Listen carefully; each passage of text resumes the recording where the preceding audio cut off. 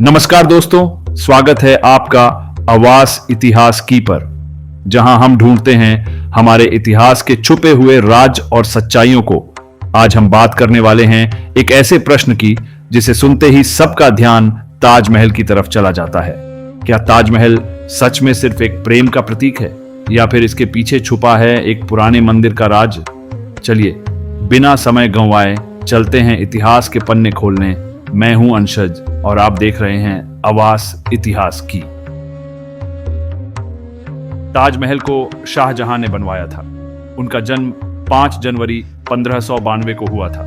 उनका असल नाम खुर्रम था। शाहजहां के पापा जहांगीर थे और उनकी मां जगत गोसाई थी। उनकी पत्नी मुमताज महल थी। उनका जन्म 27 अप्रैल 1593 को हुआ था। इनका असल नाम अर्जुमंद बानू बेगम था। इन दोनों की शादी 1612 में हुई। शाहजहां मुमताज से बहुत मोहब्बत करते थे, लेकिन दुर्भाग्यवश 1631 में मुमताज की मृत्यु हो गई। इसके बाद शाहजहां पूरी तरह से टूट गए। उन्होंने ठान लिया कि अब वो बनवाएंगे दुनिया का 7वां अजूबा, ताजमहल। महल के चीफ आर्किटेक्ट थे उस्ताद अहमद लाहौरी, जिन्हें टाइटल दिया गया नादिर ए असर का the wonder of the age. White marble panel में जो कैलीग्राफी की गई है वो की गई थी अब्दुल हाक शिराजी के द्वारा। 1000 से भी ज्यादा हाथियों का इस्तेमाल किया गया था बिल्डिंग मटेरियल को ट्रांसपोर्ट करने के लिए। व्हाइट मार्बल को राजस्थान से लाया गया था, जैस्पर को पंजाब से, जेड और क्रिस्टल को चीन से, टर्कोइस को तिब्बत से, सफायर को श्रीलंका से और कार्निलियन को अरेबिया से। ताजमहल को बनाने में 22 साल का समय लगा और लगभग 22,000 वर्कर्स ने इसमें काम किया।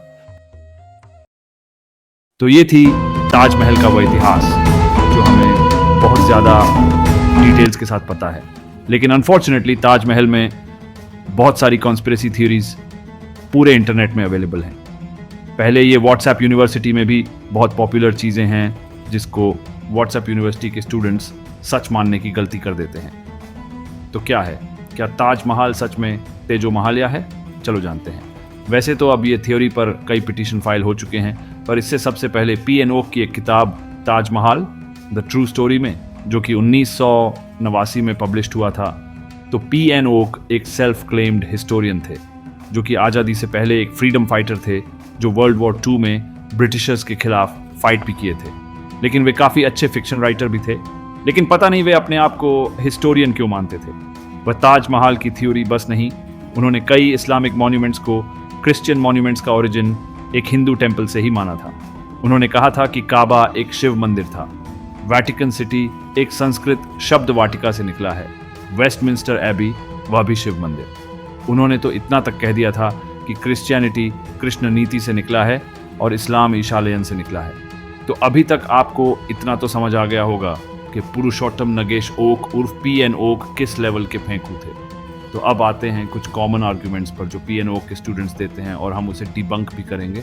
ट्यूब में हमें कई वीडियोस मिलते हैं जिसमें कुछ ये दावा करते हैं कि ताजमहल एक शिव मंदिर तेजो महालया था, और वो इसे प्रूव करने के लिए कॉमन आर्ग्यूमेंट देते हैं। जैसे इस यूट्यूबर को ही देख लीजिए। सर्च किया जाए तो एक भी ऐसा दस्तावेज नहीं मिलेगा जिसमें ये वर्णन किया गया हो कि ताजमहल को शाहजहां ने किस तरीके से बनाया। ना ही शाहजहां को ऐसा डॉक्यूमेंट छोड़कर गया जिसमें कि ये बताया गया हो कि ताजमहल का जो कंस्ट्रक्शन है वो कैसे हुआ, कौन सा मार्बल कहाँ से कितने रेट पे लाया गया, कब लाया गया। इन सब चीज़ों का तो कहीं पे डॉक्यूमेंटेशन ही नहीं है। सब कुछ सुनी सुनाई बातें हैं। अगर ताजमहल को सच में शाहजहां ने बनाया था तो उस पर जो खर्च किए गए पैसे थे उसका ब्यौरा कहाँ है? आप कहते हैं कि ताजमहल के बारे में कोई डॉक्यूमेंट नहीं है।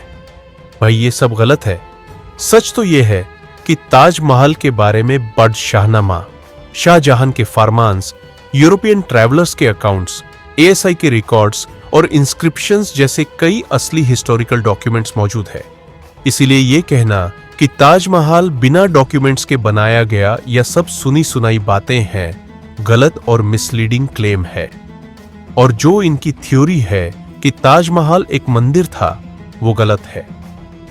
यह कहना कि ताजमहल के निर्माण में इस्तेमाल हुए सामान के बारे में कोई विवरण नहीं है, पूरी तरह गलत है। बादशाहनामा में ताजमहल से जुड़ी एक एक चीज का विस्तार से वर्णन मिलता है। इसके अलावा कई मुगल फरमान मौजूद है जिनमें ताजमहल के निर्माण से जुड़ी छोटी से छोटी जानकारी दर्ज है। सिर्फ इतना ही नहीं, archaeological survey of India ASI दुनिया की सबसे बेहतरीन ऐतिहासिक सर्वेक्षण में से एक मानी जाती है। हमारे देश के अनेक शिक्षित, प्रशिक्षित और अनुभवी लोग वहां काम करते हैं, जो ठोस प्रमाणों और शोध के आधार पर इतिहास को सामने रखते हैं। लेकिन दुख की बात यह है कि कुछ लोग इन प्रमाणों और विशेषज्ञों की बात मानने के बजाय नादान जनता को गुमराह करने वाले अनपढ़ लोगों की बातों पर भरोसा कर लेते हैं। यह न केवल इतिहास के साथ अन्याय है, बल्कि हमारे अपने विद्वानों और संस्थानों का भी अपमान है। अब आप इस YouTube वीडियो को देखिए। ऐसा क्या है इस इमारत में जो लोगों को ये सोचने पर मजबूर करती है कि ये शाहजहां ने नहीं बनवाया था। शाहजहां और मुमताज की कब्र जहां पर्यटकों को दिखाई जाती है, वो इमारत के चौथी मंजिल पर है, जो इस्लामिक नियमों के खिलाफ है। कारीगरी में हिंदुइज्म के सिंबल्स नजर आते हैं, जैसे डोम के ऊपर बना हुआ कलश का सिंबल होना। वैदिक स्टाइल के कॉरिडोर्स भी है। एंट्रेंस पर बना हुआ एक लोटस का सिंबल भी है, जो इस्लाम के रूल्स के हिसाब से मकबरे में अलाउड नहीं होता है। यहाँ तक के फूलों में आर्टिस्टिकली ओम का सिंबल भी क्लियरली नजर आता है हमें। यूनिवर्सिटी के स्टूडेंट्स कुछ आर्किटेक्चरल फिक्सचर्स देखकर ये क्लेम करने लगते हैं जैसे इस भाई साहब का दावा है। चलो आज इन सब दावों को फैक्ट्स और एग्जाम्पल्स के साथ डिबंक करते हैं। सबसे पहले बात करते हैं ताजमहल के दोमे के ऊपर बने स्ट्रक्चर की। दोम के ऊपर जो एलिमेंट है, यूज आर्किटेक्चर में फिनियल कहा जाता है। ये इस्लामिक पर्शियन आर्किटेक्चर का स्टैंडर्ड एलिमेंट है, कलाश नहीं। एग्जाम्पल्स देखिए, ब्लू मॉस्क टर्की, शेख जायद मॉस्क UAE, बीबी खानुम मॉस्क उज्बेकिस्तान। इन सब इस्लामिक मॉन्यूमेंट्स में बिल्कुल ऐसा ही फिनियल मिलता है। अब सोचिए, क्या वहां हिंदू टेंपल्स हैं? नहीं। सिर्फ शेप थोड़ा मिल जाने से सिंबल भी सेम हो जाता है, ये मानना गलत है। अब बात करते हैं एंट्रेंस पर लोटस होने के क्लेम की। लोटस सिर्फ हिंदू सिंबल नहीं है, लोटस एक नेचुरल फ्लावर है। इस्लामिक मॉन्यूमेंट्स में भी लोटस डिजाइन मिलता है, जैसे हुमायूं टॉम, इत्मदुद्दौला और अकबर टॉम।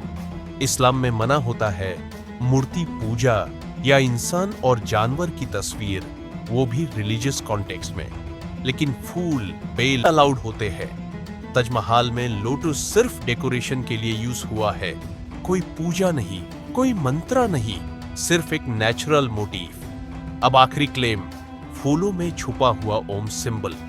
इसे कहा जाता है पाराइडोलिया, यानी जब दिमाग रैंडम पैटर्न्स में कोई मीनिंग ढूंढ लेता है, जैसे बडालों में चेहरा दिख जाना, टोस्ट में कोई शेप लगना या मार्स की फोटो में फेस लगना। ताजमहल में जो काम है वो पूरी तरह स्टोन इनले फ्लोरल वर्क है और परफेक्ट सिमेट्री है।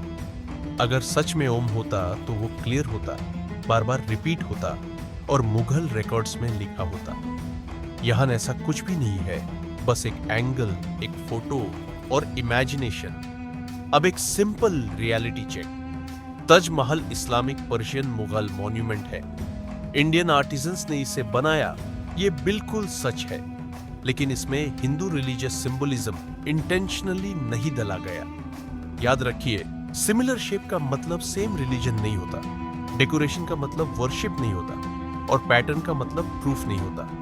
हिस्ट्री को समझने के लिए व्हाट्सएप फॉरवर्ड्स नहीं, आर्किटेक्चर, हिस्टोरिकल रिकॉर्ड्स और रियल एग्जाम्पल्स देखने पड़ते हैं। और ताजमहल के केस में ये सारे क्लेम्स फैक्ट्स के सामने फेल हो जाते हैं। अब इस वीडियो का लास्ट टॉपिक ताजमहल के वो 22 कमरों का राज है। ताजमहल और उसके नीचे बने 22 कमरों से जुड़ा वो राज आखिर क्या है? ताजमहल के 22 बंद कमरों को ताजमहल का सच बंद दरवाजों में छिपा है। ताजमहल के इन 22 कमरों में कौन सा राज छिपा हुआ है? 22 में रजनीश सिंह नाम के व्यक्ति ने कोर्ट में एक पिटीशन फाइल की। पिटीशन का क्लेम था कि ताजमहल के अंदर 22 बंद कमरों को खोला जाए, क्योंकि उनमें कोई छुपा हुआ सच हो सकता है। कोर्ट ने इस पिटीशन को देखा और ASI यानी आर्कियोलॉजिकल सर्वे ऑफ इंडिया से रिपोर्ट मांगी। ASI ने कोर्ट के सामने सिर्फ बातें नहीं बल्कि फोटोग्राफ्स भी सबमिट की। उन फोटोग्राफ्स में क्लियरली दिखाया गया कि ये 22 कमरे सिंपल आर्किटेक्चरल चेंबर्स है। ना वहां कोई मूर्ति मिली, ना कोई शिवलिंग, ना कोई हिंदू इंस्क्रिप्शन और ना ही किसी मंदिर का स्ट्रक्चर। कोर्ट ने यह भी माना कि एएसआई का डिसीजन सही है और पब्लिक सेफ्टी तथा मॉन्यूमेंट प्रोटेक्शन के लिए इन कमरों को बंद रखना जरूरी है। इसके अलावा एक जरूरी बात, एएसआई सिर्फ मॉन्यूमेंट्स की देखरेख ही नहीं करती, बल्कि ताजमहल जैसे मॉन्यूमेंट्स में अक्सर सफाई और कंजर्वेशन वर्क्स भी करती रहती है। इसके बाद पिटीशन को किसी भी हिस्टोरिकल एविडेंस के अभाव में आगे नहीं बढ़ाया गया। अब थोड़ा ताजमहल को समझिए। ताजमहल सिर्फ एक बिल्डिंग नहीं है, ये एक कॉम्प्लेक्स आर्किटेक्चरल स्ट्रक्चर है। इसमें load distribution, ventilation, acoustic balance और फाउंडेशन स्टेबिलिटी जैसे इंजीनियरिंग फैक्टर्स का ध्यान रखा गया है।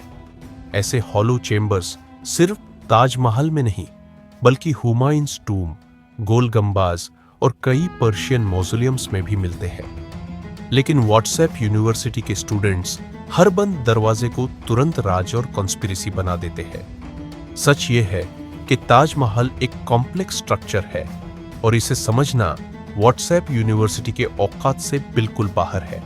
और एक बात ध्यान से समझिए, अगर ताजमहल के उन रूम्स में मंदिर, मूर्ति या कोई धार्मिक सबूत होता तो वह सिर्फ यूट्यूब पर नहीं, बल्कि एएसआई के रिकॉर्ड्स, कोर्ट के डॉक्यूमेंट्स और हिस्टोरिकल रिसर्च में कब का आ चुका होता। हिस्ट्री एविडेंस से लिखी जाती है, अफवाहों से नहीं। और ताजमहल के 22 कमरे कोई राज नहीं, बल्कि मुगल इंजीनियरिंग का एक प्रैक्टिकल हिस्सा है। तो इस पूरे वीडियो का कंक्लूजन बिल्कुल साफ है। ताजमहल को लेकर कलश, कमल, ओम, 22 कमरे या मंदिर वाली थ्योरीज सब बिना हिस्टोरिकल प्रूफ के क्लेम्स है। लैंड डोनेशन हो, जय सिंह और शाहजहां का फरमान हो या एएसआई की रिपोर्ट्स, हर जगह डॉक्यूमेंटेड एविडेंस मौजूद है। कोर्ट ने भी साफ कहा, एएसआई ने फोटोग्राफ्स सबमिट की और 2022 की पिटीशन किसी ठोस सबूत के बिना खारिज कर दी गई। ताजमहल कोई मिस्ट्री बॉक्स नहीं है, बल्कि एक well documented Mughal era मौजोलियम complex है।